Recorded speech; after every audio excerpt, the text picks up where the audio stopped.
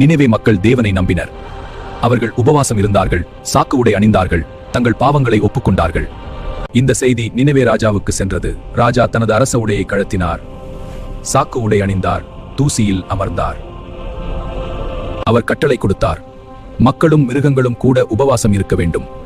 நாம் தீமையை விட்டுவிட்டு தேவனை நோக்கி திரும்புவோம். தேவன் பார்த்தார், நினிவே மக்கள் உண்மையாக மனம் திரும்பினர். அதனால் தேவன் நினிவே நகரத்தை அழிக்கவில்லை, அவர் இரக்கம் காட்டினார். ஆனால் ஜோனா மகிழவில்லை. அவர் மிகவும் கோபப்பட்டார், ஏனெனில் தேவன் நினிவே நகரத்தை மன்னித்தார். அவர் கூறினார், நான் இதைத்தான் தெரிந்தேன், நீங்கள் இரக்கமுள்ள தேவன். அதனால தான் ஜோனா ஆரம்பத்தில் ஓடினார். ஜோனா நகரத்திற்கு வெளியே சென்று அமர்ந்தார். அவர் காத்திருந்தார், தேவன் இன்னும் நினிவே நகரத்தை அழிப்பாரா? அப்போது தேவன் ஒரு செடியை வளர செய்தார். அது ஜோனாக்கு நிழல் கொடுத்தது. ஜோனா மிகவும் மகிழ்ந்தார்.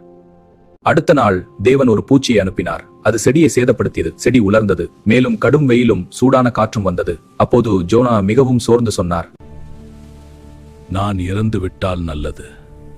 அப்போது தேவன் ஜோனாயிடம் கூறினார், இந்த செடிக்காக நீ வருந்துகிறாய், ஆனால் அதை நீ வளர்க்கவில்லை. அப்போது தேவன், ஜோனா, அப்படியானால் 1,00,000 மக்கள் இருக்கும் நினிவே நகரத்தை நான் இரக்கமில்லாமல் விடுவேனா?